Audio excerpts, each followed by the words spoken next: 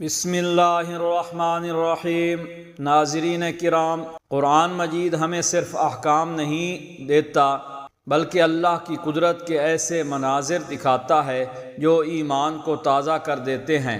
تیسرے سپارے میں بیان ہونے والا حضرت ابراہیم علیہ السلام کا پرندوں والا واقعہ ایسا ہی ایک عظیم واقعہ ہے جو ہمیں یہ سکھاتا ہے کہ ایمان کا اعلیٰ درجہ یہ ہے کہ دل کو مکمل اطمینان نصیب ہو جائے۔ یہ واقعہ ہمیں بتاتا ہے کہ اللہ پر یقین رکھنے کے باوجود بھی اللہ کے مقرب بندے دل کے سکون اور اطمینان کے لیے اللہ سے سوال کر سکتے ہیں۔ حضرت ابراہیم علیہ السلام کا مقام۔ حضرت ابراہیم علیہ السلام اللہ کے وہ عظیم نبی ہیں جنہیں خلیل اللہ یعنی اللہ کا دوست کہا جاتا ہے۔ انہوں نے بتوں کو توڑا، آگ میں ڈالے گئے بادشاہ نمرود کا مقابلہ کیا، توحید کا علم بلند کیا۔ ان کا ایمان کسی شک اور شبہ پر مبنی نہیں تھا بلکہ وہ یقین کے اعلیٰ ترین درجے پر فائز تھے۔ سوال شک نہیں تھا۔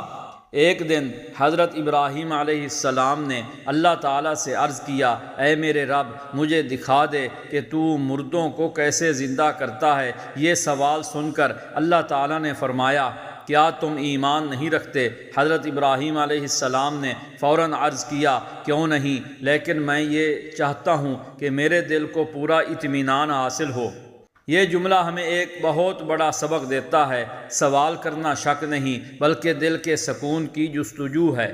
اللہ تعالیٰ کا حکم۔ اللہ تعالیٰ نے حضرت ابراہیم علیہ السلام سے فرمایا، 4 پرندے لو۔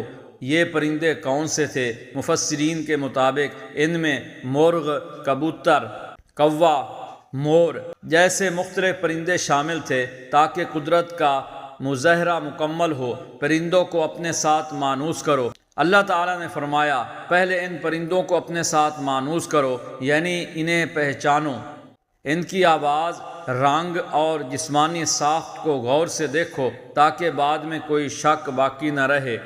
پرندوں کو ذبح کرنا۔ پھر اللہ تعالیٰ نے حکم دیا، ان پرندوں کو ذبح کرو اور ان کے ٹکڑے ٹکڑے کر دو۔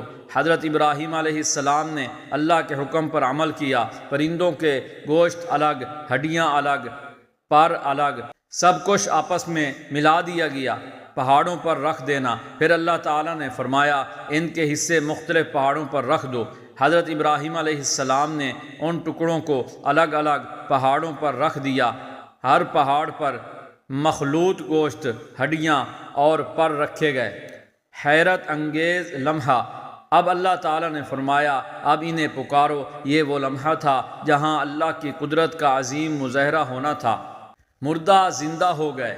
جیسے ہی حضرت ابراہیم علیہ السلام نے پکارا، ہر پہاڑ سے گوشت حرکت کرنے لگا، ہڈیاں ایک دوسرے کی طرف آنے لگیں، ہر پرندے کا جسم مکمل ہونے لگا۔ پھر ہڈیوں پر گوشت چڑھا، گوشت پر جلد آئی، پرندے زندہ ہو گئے اور اڑتے ہوئے حضرت ابراہیم علیہ السلام کے پاس آ گئے۔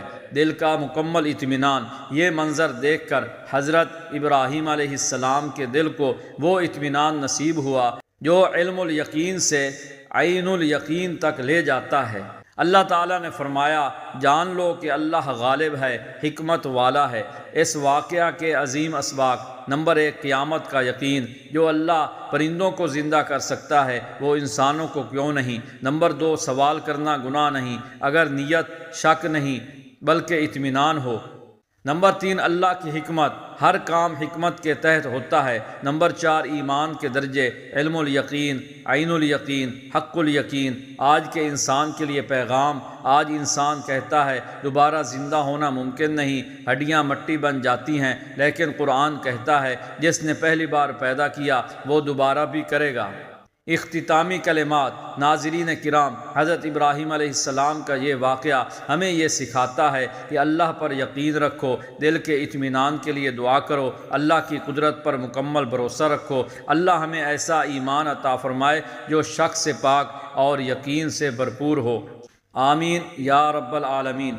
چینل حکایات اولیاء کو سبسکرائب کرنا نہ بھولیں۔